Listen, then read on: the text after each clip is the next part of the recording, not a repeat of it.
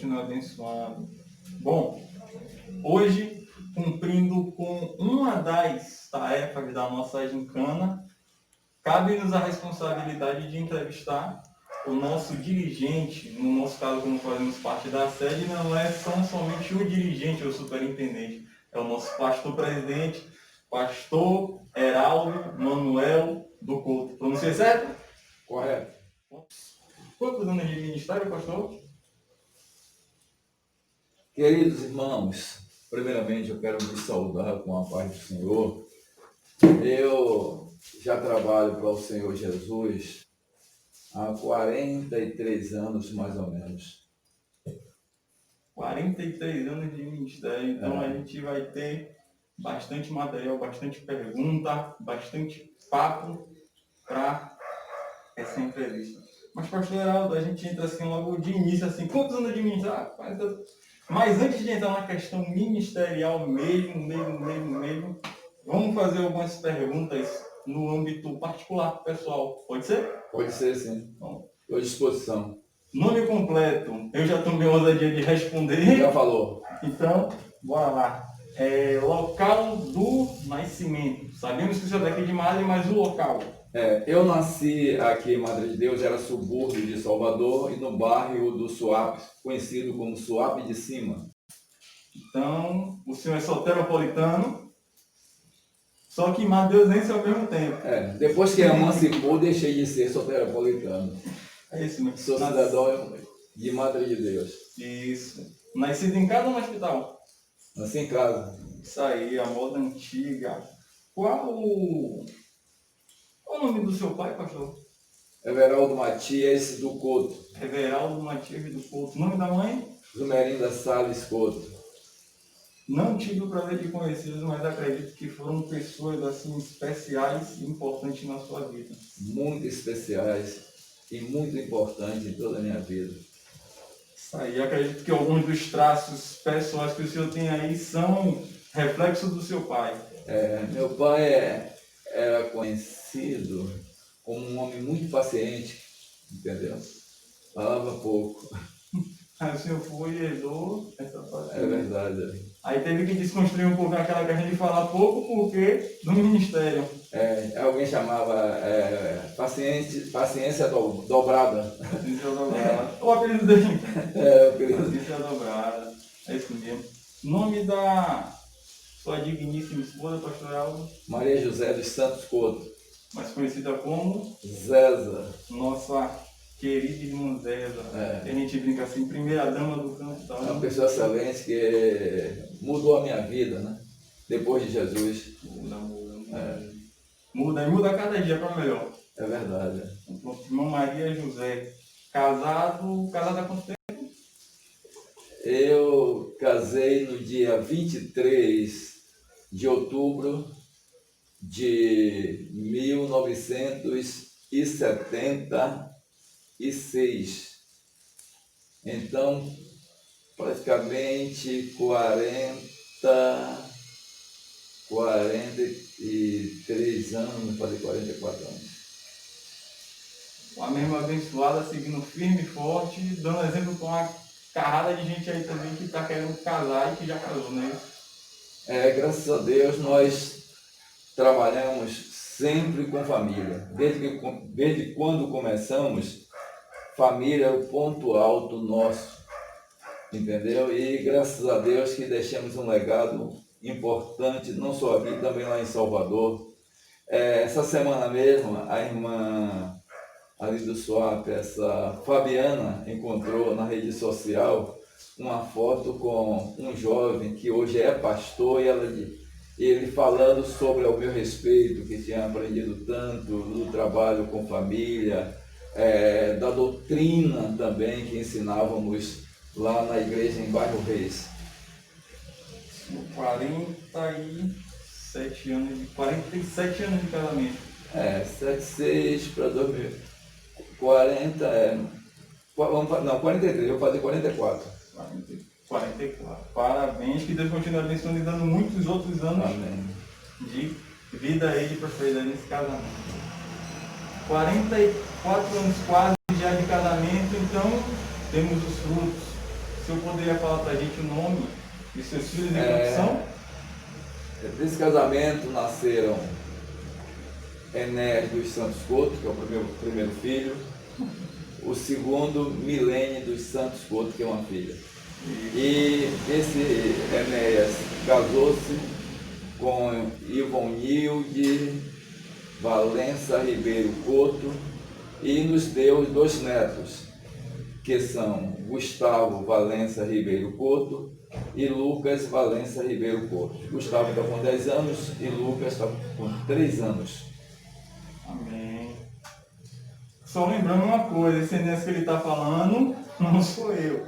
Aí é o filho dela, o meu nome é Enéas de Almeida Santos, então... É o homônimo. Isso, é o xará. Xará.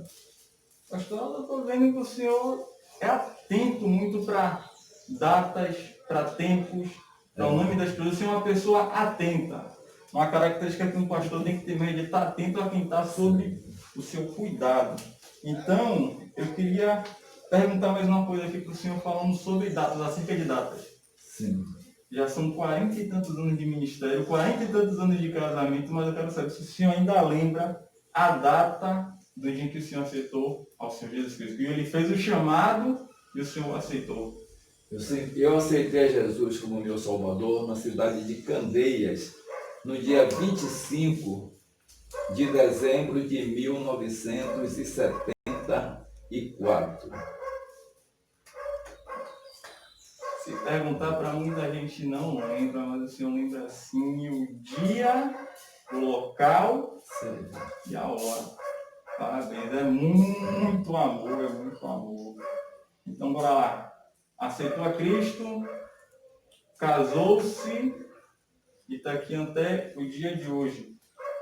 Se eu falar do seu casamento, o senhor lembra a data que o senhor iniciou o seu namoro com a nossa irmã Maria José e a data do noivado também? Rapaz, quando começamos a namorar, eu não lembro. Não lembro. Mas o noivado foi no dia 8 de janeiro de 1976. Eu me noivei ali na igreja do Suape.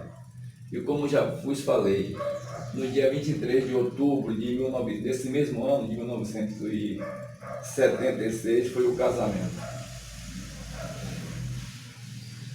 O namoro, quando começou, eu não lembro. Ainda tem aquele tempo conversar, tomar os não, os fora, e não é, até chegar no clima de dizer com o pai, assim, posso namorar com sua filha, até aquele... Porque a gente já se gostava desde adolescente, mas existia uma barreira, entre aspas, podemos dizer, uma dificuldade, porque ela era evangélica, ela aceitou com 7 anos de idade, e eu não, me aceitar depois de jovem. Então, na minha adolescência, eu já tinha aquela atração por ela e ela por mim, e que concretizou, e estamos juntos até hoje, e graças a Deus não existe briga, é só amor.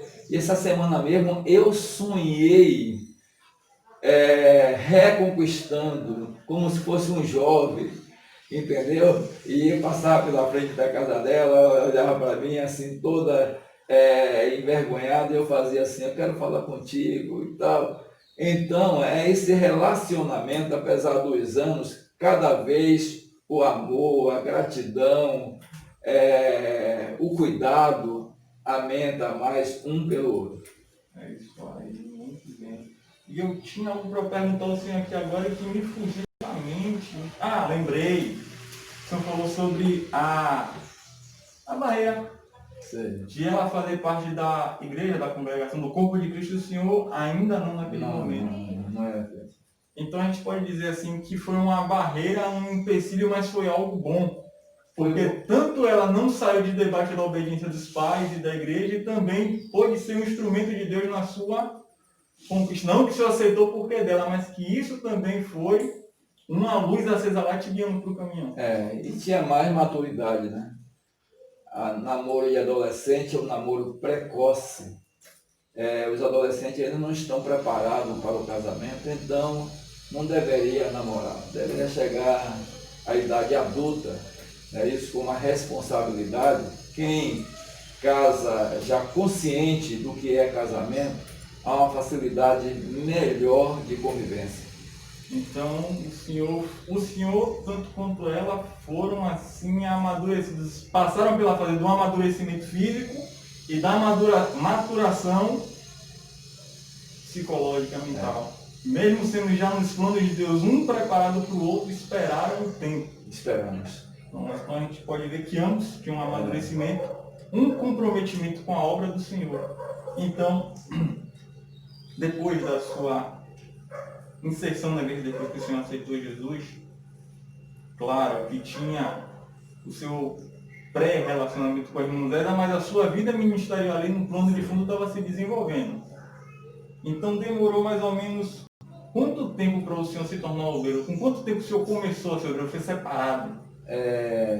Para ser auxiliar, logo eu fui auxiliar. Eu aceitei em 74, no final do ano, 25 de dezembro, e depois de quase 3 anos passei a ser auxiliar. No dia 25 de março de 1977, eu fui separado como auxiliar do trabalho, para auxiliar o trabalho ali no SWAP. Ou seja, você já começou a ser honrado no seu próprio local onde o Senhor aceitou a Cristo, na sua própria terra. É verdade. Profeta honrado na terra. É difícil de se encontrar, mas graças a Deus isso aconteceu na vida do Senhor. Aí depois de 3 anos, levantado a auxiliar. De auxiliar. Aí eu fui para diácono. Eu fui consagrado a diácono no dia 10 de dezembro de 1978. Foi minha consagração a diácono. E, posteriormente, a presbítero, fui consagrado no dia 23 de outubro de 1979. Então, foi 77 auxiliar, 78 diáconos, 79 presbíteros. 3 anos seguidos. Rapaz, é muito eficiente. Graças a Deus abençoe. Lembrando que no caso da Assembleia de Deus, isso é geralmente algo que não acontece. Então, muito provavelmente no seu tempo, na sua época, o senhor foi um destaque, digamos assim. Realmente fui. Porque eu era muito ativo na obra de Deus, muito esforçado, e isso chamava a atenção da minha chamada.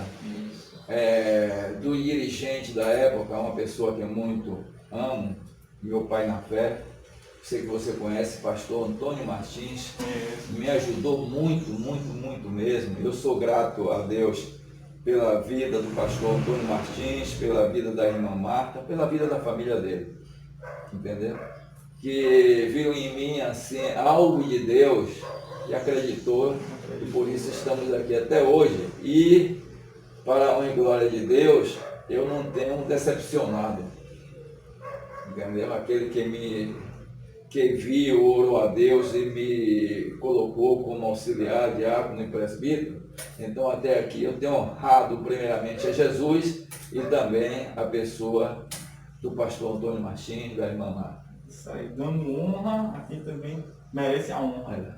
A glória de Deus, mas a honra para quem serviu. Então, foi uma ascensão grande e rápida.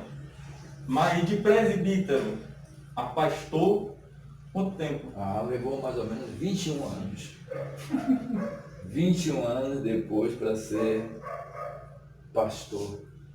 Evangelista.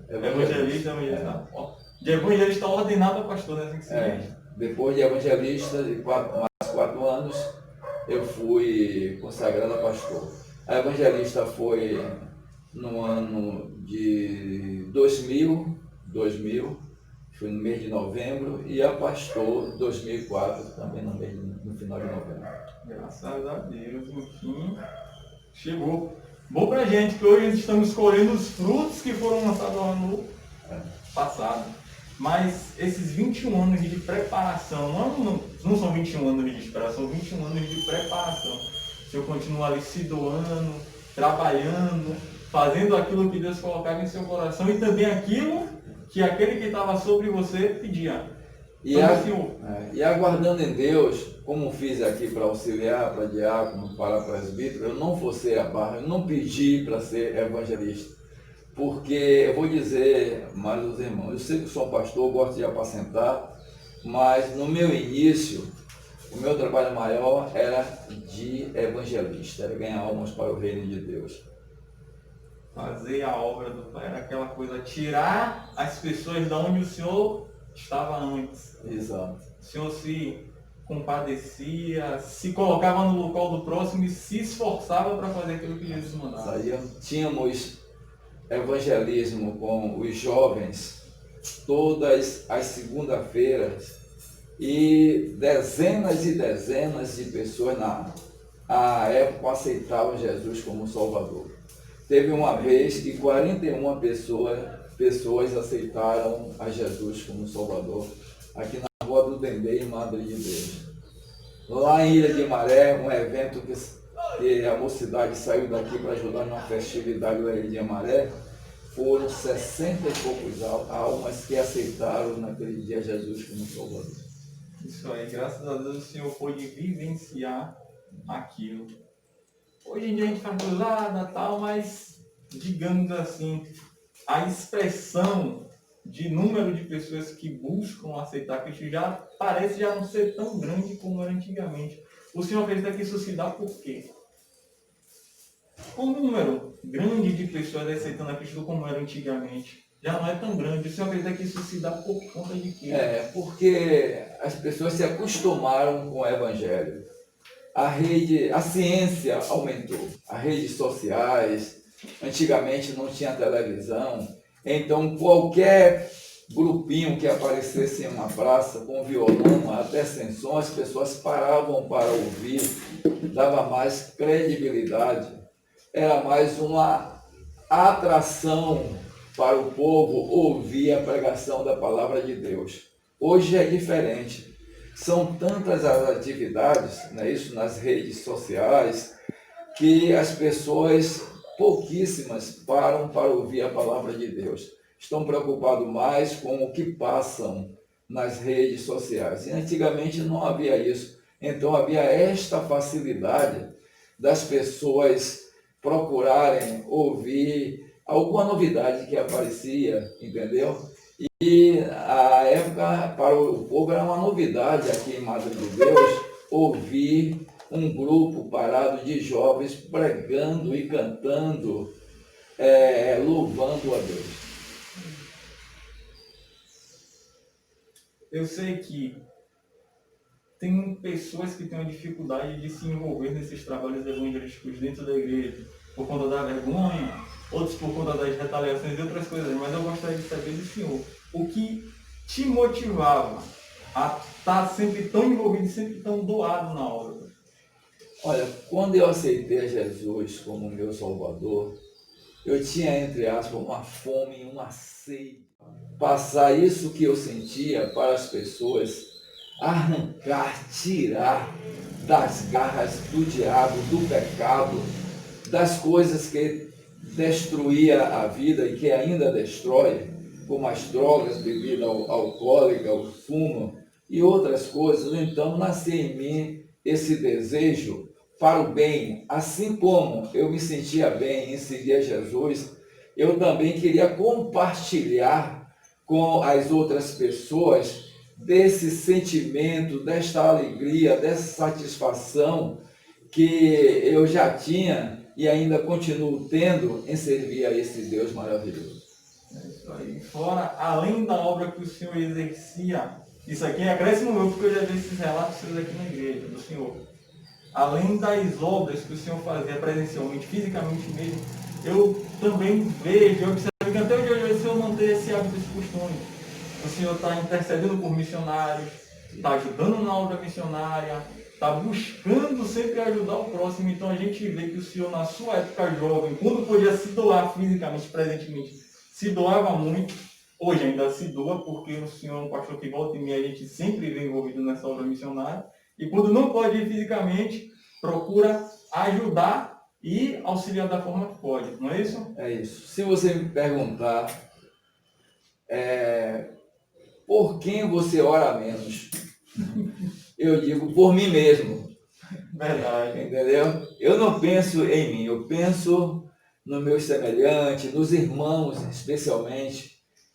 Hoje mesmo eu já orei por todo o campo, desde Paramana até aqui a sede.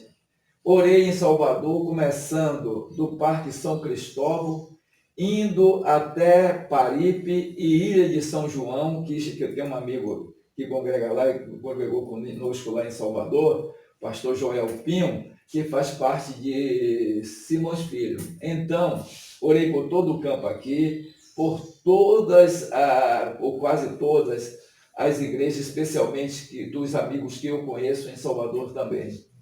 Isso, salvo engano de às vezes orar 2 vezes pela mesma pessoa. Durante o dia são 2, 3, 4 vezes. Uma vez o senhor estava aqui conversando com a gente, falou que na sua juventude o senhor orava por um missionário e na verdade estava orando por ele 2 vezes. Pastor, agora fugiu o pastor Euclide Arlindo Silva. Eu orava, ele estava em Madagascar. Eu orava para Deus abençoar o pastor Euclides, que eu não conhecia ele pessoalmente. Depois eu orava também para Deus abençoar o pastor e missionário Arlindo. Aí, quando eu encontrei com o pastor Euclides Arlindo Silva, e disse a ele, pastor, eu orava para Deus abençoar o pastor Euclides Arlindo Silva, depois orava para o Senhor abençoar o pastor Arlindo. Ele disse, graças a Deus, o Senhor orava por mim 2 vezes. Oração duplicada. Então, pastor, a gente já está meio que chegando aqui no final, para o bicho não ficar tão longo, tão extenso assim.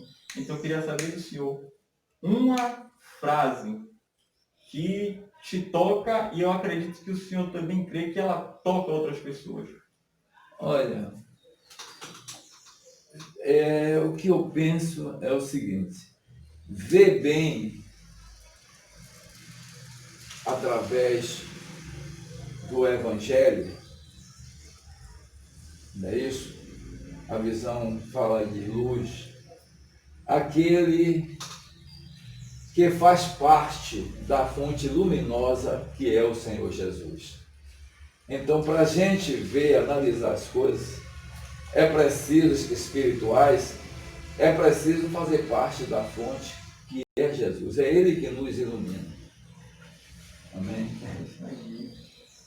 Um versículo da Bíblia que toca o seu coração, que o Senhor pode passar para ele 20 vezes, ele sempre vai chamar a sua atenção. É o versículo da Bíblia que toca o meu coração. Deixa eu ver. 10.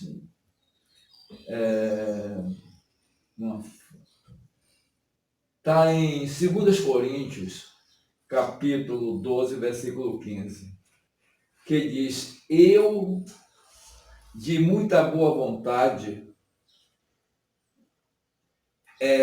gastarei e me deixarei gastar pelas vossas vidas, ainda que amando-vos cada vez mais seja pouco amado. Paulo fazia isso, não pensava em si, pensava no seu semelhante, no próximo. Aquele bordão que a gente tem, me gastei, me deixarei gastar. Já que o senhor falou de Paulo, um personagem bíblico, com exceção de Cristo, um personagem bíblico que o senhor mais gosta, que o senhor procura admirar? Eu mais me espelho no apóstolo Paulo. O apóstolo Paulo, missionário. Então, missionário, apóstolo, viagens. Um local inesquecível para o senhor? Olha, eu conheço alguns estados a nossa federação, mas um local que eu gosto muito, está bem perto de nós, eu tenho ido várias e várias vezes com minha esposa, é a Atalaia, ali em Aracaju. Eu não gosto mesmo, muito. Já fui muitas vezes e não deixo de ir. Assim que tenho oportunidade, eu gosto muito de estar em Atalaia, que é um lugar prazeroso, um lugar que nos dá tranquilidade.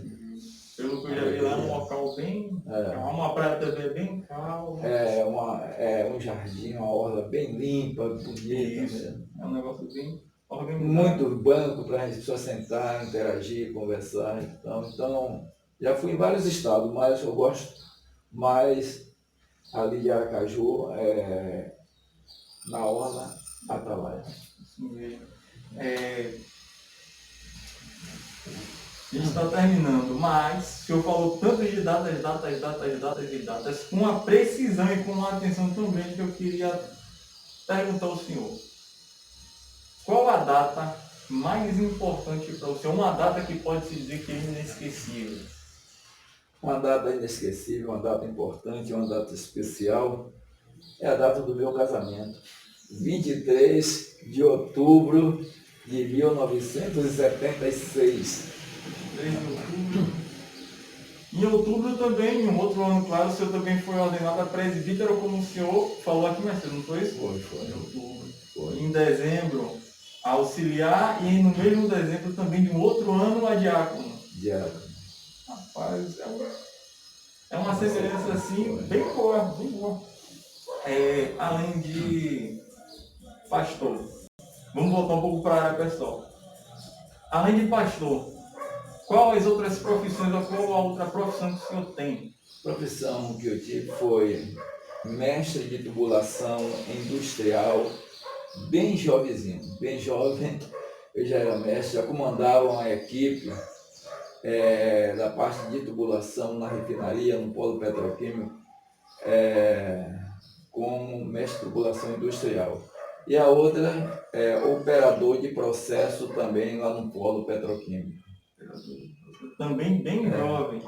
Bem jovem. Mostrando a responsabilidade que um jovem cristão tem e a bênção de Deus sobre a vida dele, se assim ele andar no caminho correto. A gente pode dizer que isso aí é projeção do seu bom comportamento na vida ministerial, na sua vida domiciliar, digo, quando solteiro dentro de casa, e também pela sua dedicação durante o seu namoro. Então Deus foi lá e abençoou? Abençoou.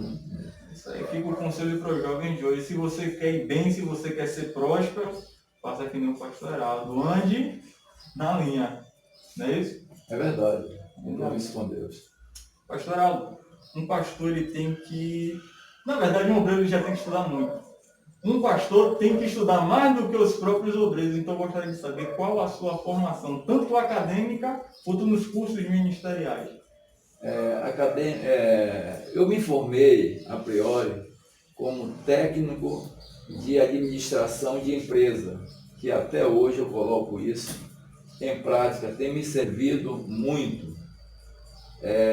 O segundo grau, técnico de administração de empresa. Depois me formei também em bacharel em teologia. E depois fiz uma pós-graduação na docência do ensino superior. Chegou a lecionar? Lecionei mais de uma década na escola da Assembleia de Deus, ESTEADEB, Escola Teológica das Assembleias de Deus no estado da Bahia, mais de uma década ali em Salvador. Isso aí, o senhor fez missões para o povo de fora da igreja e para o povo de dentro da igreja. Pregou a palavra de salvação e pregou a palavra de mantenimento para o pessoal que estava dentro. Um bom número de pastores que tem hoje na Bahia, alguns deles passaram por mim, né? E outros colegas que estavam ali assinando teologia. Então, eu procurava me reciclar, por isso que eu fiz o médio em teologia, fiz o bacharel em teologia e fiz uma pós-graduação da docência do ensino superior para trazer melhores conteúdos, melhores conhecimentos aos alunos. Pronto, então para encerrar de vez essa entrevista, eu queria saber do senhor e deixar também o espaço aberto. Essa mensagem eu vou tomar ela para mim, de pessoa aqui agora nesse momento, e também gostaria que as pessoas tomassem quando elas ouvirem. Eu gostaria que o senhor desse uma mensagem para a igreja.